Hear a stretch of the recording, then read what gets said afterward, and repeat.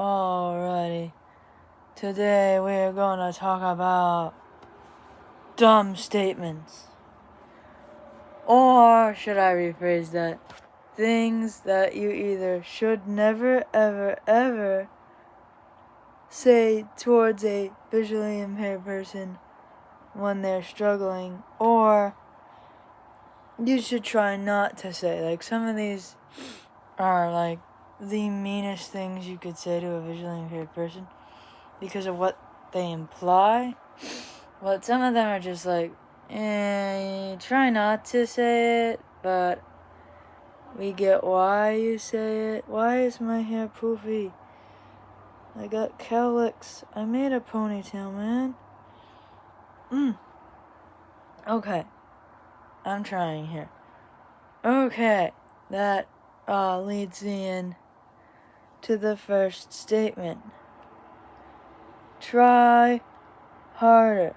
And before I explain why try harder is an annoying statement, most of these statements are gonna either come from concern and care from sighted people, or the fact that they're not looking at or observing what you're trying to do or what you're struggling to do, so they should keep their mouth shut, okay?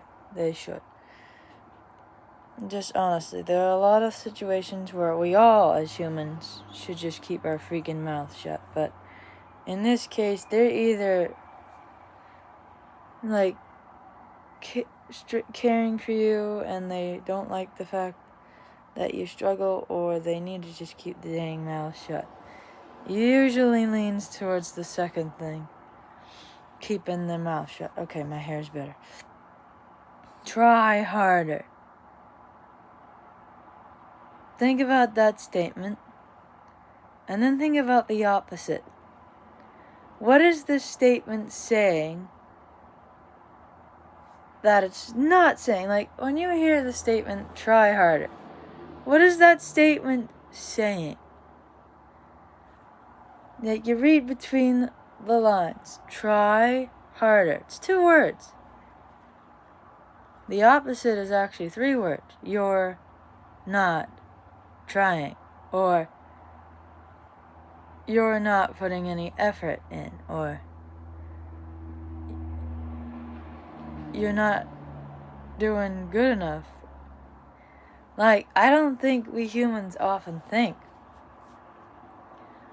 If I say this, what is it saying behind the words? Like, what do the words mean? Like, when you say to someone, try harder, more than likely you're gonna be like, are you saying I'm not trying? Are you saying I'm not doing anything or putting any effort in at all? Because I am, you just can't see. That's the problem. We can't see what they're doing in their brain, what they're trying to figure out in their head.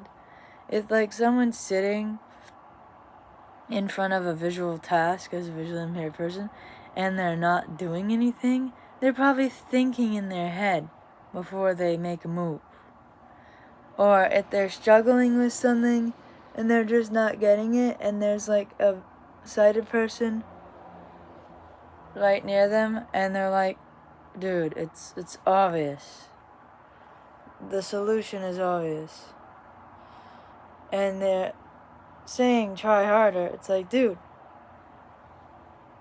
a visually impaired person that isn't a visual person, that can't use their eyes right, doesn't know the solution's obvious if they never had the ability of their eyeballs that you have. And another thing, sometimes sighted people, really, honestly, unless it's an urgent task that needs to get done, the humidity's bothering me, sorry, I know, just ignore me if I'm fixing my hair throughout this video.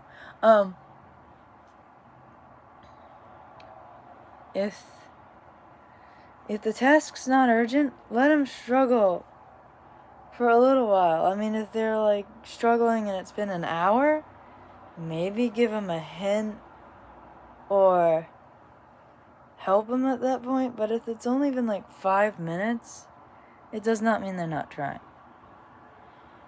obviously I'm thinking of examples. Not any specific right now. But when people say try harder, it's like, dude. Alright, this one's even dumber. That one's a try not to say. Although that one, you know what? Never mind. No, that one's a don't even say it at all, because that's just mean to say try harder to someone. Because the opposite meaning is implied. Okay, the implied meaning is just horrible. Alright, this one's kind of a try not to say it. Slow down.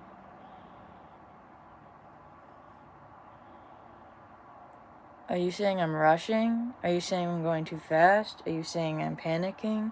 Are you saying I'm screwing up the task because my speed? This is stupid in the sense that more than likely when the person says slow down, they have no idea what you're doing. They just know you're ranting and raving and getting frustrated.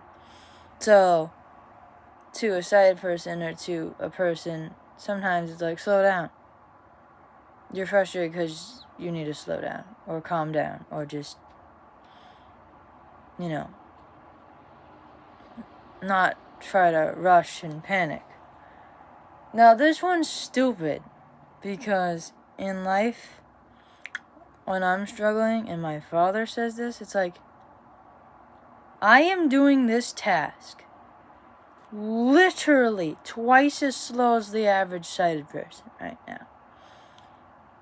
How could I possibly go any slower? I know what the person means when they say slow down. They mean like, you're probably freaking out, you're probably panicking because you don't know how to do it, or you don't know what to do next, or the steps got really challenging. Slow down, like slow down your mind, slow down your panic, or just slow down your body and breathe, because you're getting to that point of struggle where you're starting to freak out, and that's just gonna make things worse. But usually when my father says this to me, he means literally slow down. It's like, dude, look up, look at what I'm doing. I am doing this task 2 times slower than you. I do not want to do this 3 times slower. 1, ow, I'm a human being, that just stings my ego. 2, is doing it more slow, is doing it even more slower gonna help? Because I don't think, most of the times for my parents, mostly my father says this, he doesn't know what I'm even doing. So, ouch. That one is kind of a try not to say it, but most of these are gonna lean towards never say it. Never say it ever. Alright, the next one is take a break. Now this is a try not to, because in some circumstances, when you tell someone to take a break, it usually helps. But again, if you're not paying attention to what the visually impaired person's doing, it could be something where you can't take a break. Like they preheated the oven already, they're struggling to mix the ingredients. You can't take a break. You have to just shut off the oven and preheat it again. That's annoying. Or there are other scenarios where take a break would just ruin it. Like I'll forget what step I was on, or I'll forget what I was doing, or I'll come back and it'll take longer to reconfigure what I was doing. Or someone will have to like move the stuff I'm doing out of the way, and then I'll have to set it up again and remember how I set it up. Take a break. Although in some circumstances, yeah, sometimes you have to go to the bathroom when you're doing something and you kind of stubborn, you don't want to go, you want to finish the task first. But if you go, your mind will be clear. Same thing with the visually impaired. eyeballs. Your eyes are exhausted. You're not going to be productive. So go take a break. Once your eyes are rested, yeah, it helps. Dude. Still, this one's a toughie because it depends on the circumstance. I feel like if the sighted person's actually paying attention to what you're doing and is like, oh yeah, this task, they can take a break, and they say it. It's also about the delivery. Like, take a break. It's like, if you say it in that tone, I'm gonna start screaming at you. Because, like, don't take that tone with me. Don't take that tone with me, man. So we did try harder, take a break, slow down. Ooh, I want to save this one for the end. What was my fourth one? Ooh.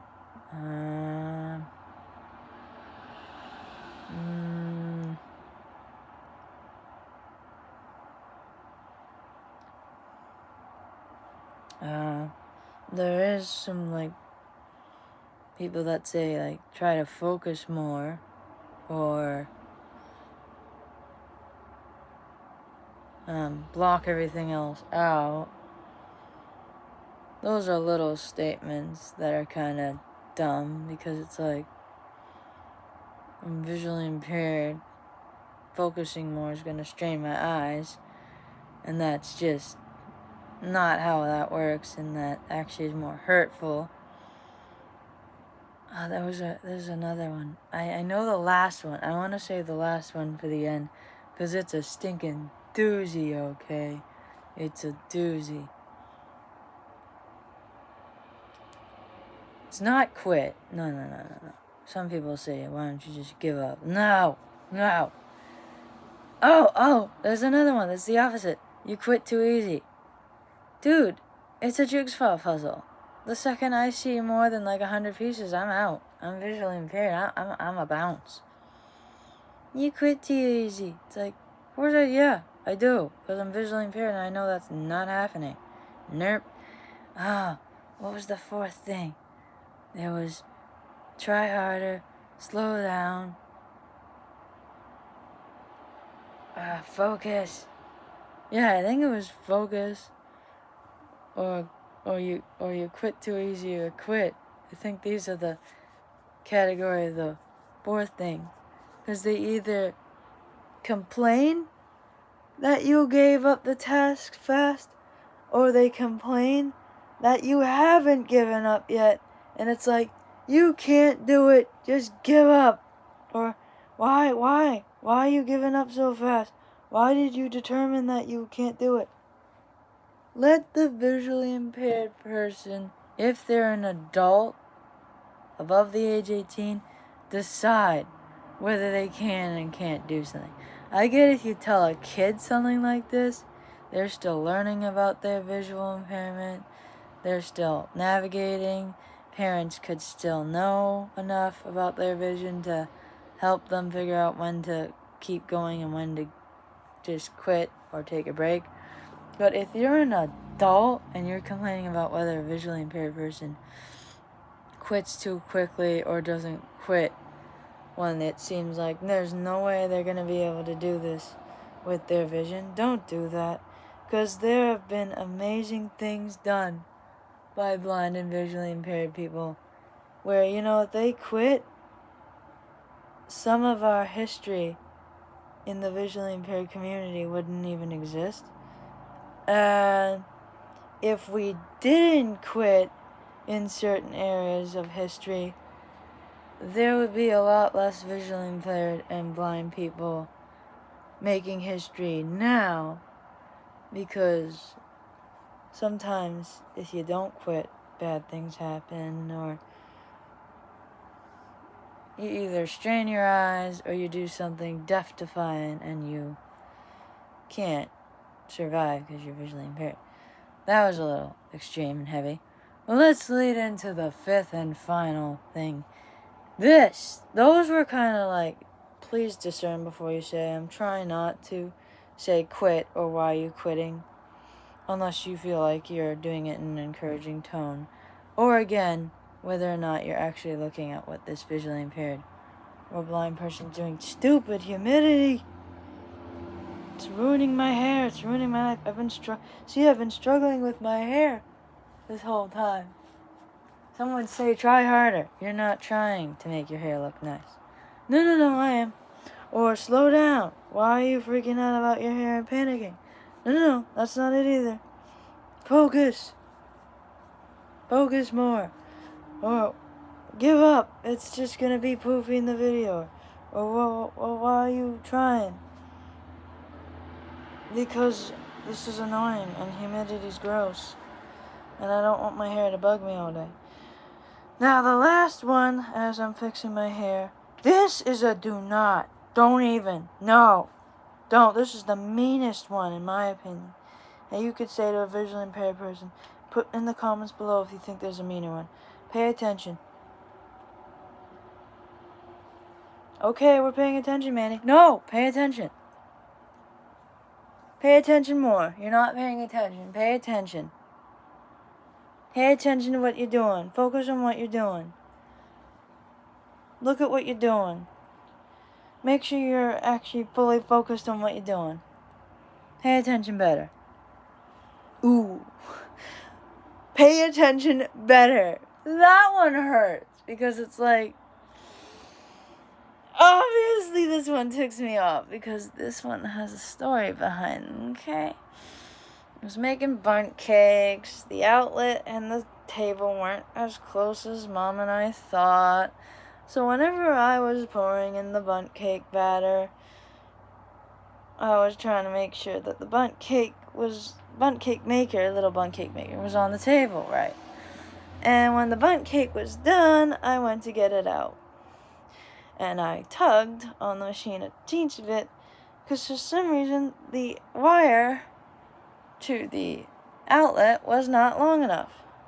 And it wasn't reaching the table properly. So like when you pull a wire tight, it bounces a little bit, because it's basically telling you through that kinetic motion, wire's not long enough, or table's not closer. So I pulled on it, and the freaking bundt cake and the bundt cake maker fell on the floor. The first time this happened, the bundt cake survived. And we just put it on the cooling rack. The second time this happened, the bundt cake did not survive, and the bundt cake maker kind of broke in half, and the screws kind of fell out. The second time this happened, I flipped out and said, it should be plugged in the outlet closer to the table. I didn't mean to scream at my mom, but I was frustrated. And I was like, I give up. And seriously, the second time I dropped the thing, my dad's like, you gotta pay attention more. And I'm like, what'd you just say? One, you're on your iPad, so you have no idea what I'm doing. No idea. Okay, you kind of do. But you don't know what's happening. 2, I actually tried harder to make sure it wouldn't fall the second time. So I was already trying harder, and I was already paying attention more. So, I could have sworn the first time. 3, I could have sworn the first time I was paying attention too, but, I might not have been as cognizant the first time. But, whatever. 4, I yelled some things back at him that will not be repeated on camera. When you get a visually impaired... Well, here's the gist. When you get a visually impaired person mad enough, they say swears. I'm sorry, I don't know if you're like a saint visually impaired person, but when someone says something mean to you, you swear. You swear back at them hard. And you think bad things about this person. I know he's my dad and I love him, but I thought some bad things. So I did take a break and went to get the mail, because the bundt cake maker was broken. So what the heck was I gonna do? I thought it was broken forever, but Dad ended up fixing it. But still, it's like, what did you say? Pay attention? Pay attention more? It kind of combines everything we discussed today. Try harder, focus, pay attention. take a break. Why you quit? Why are you not quitting? Because I did quit. I'm like, that's it, I'm done. Plus it broke. I didn't know it broke at that point. That is the meanest thing, in my opinion, you could say to a visually impaired person. Pay attention. Kinda goes along with try harder. You are implying I am not paying attention. You are implying I'm just being careless. Because people that don't understand visually impaired people and understand that visual impairment's a thing, it's not just sighted or blind, that's it. They just think that we're people with vision that just don't pay attention. Oh yeah, it's not a genetic mutation. No, their peripheral's not off. Nah, they don't have blurry spots or fuzzy parts of their retina. No, none of that exists. You're either sighted or blind. They're just people with vision that can't pay attention or don't pay attention. You know, there are visual impairments that are actually neurological, not visual. There's nothing wrong with the eyes. It's actually the brain. So there are visual impairments where they can't pay attention because their brain isn't receiving what they're seeing right. So there's one. And another is like, dude, if there are complex issues with other organs like kidneys, spleens, lungs, stomach, digestive system, the brain, mental health disorders, learning disabilities, why didn't you think there's some complexities with the eyeball? The camera organ of the body. Hello? Pay attention. Pay attention more. Now, my dad probably didn't mean any harm by it, because my dad, his first grade English teacher kind of didn't realize he had a learning disability and screwed him up. So I'm not sure if my dad gets that when you say something, the negative is implied. Pay attention. I mean, when someone says that in a classroom, more than likely there is a student that isn't. But when you say it to a vision impaired person that just broke a bunt pan by accident, trying as hard as she could the second attempt to make sure it didn't fall, because it did fall once, it's like, you're telling me I'm not paying attention. Dude! I'm losing eyesight here.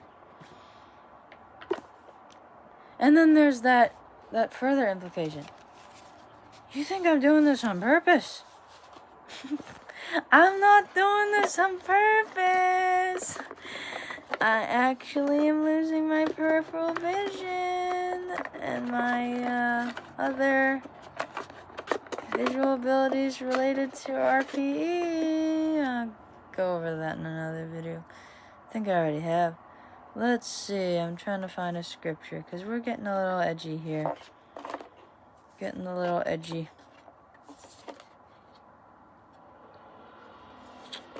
Ooh, here's a good one. It's kind of linked to this topic, but not really. Ooh, wow, this video, my friends, got edgy. If I have the gift of prophecy and can fathom all mysteries and all knowledge, if I have faith that can move mountains, but I do not have love, I am nothing. Okay, this is talking about miracles and prophecies and eloquent language. 1 Corinthians 13:2. Okay, we aren't really talking about that. But if you have the ability to speak, the ability to talk to people, either do miracles for God or do great things, and you don't love, it profits nothing, and the implications that come from it end up amounting to nothing. Like these statements. A few of them are just like, never say that. Never say that to a visually impaired person. Try to phrase it better. Or try not to say it. And if you do, the tone.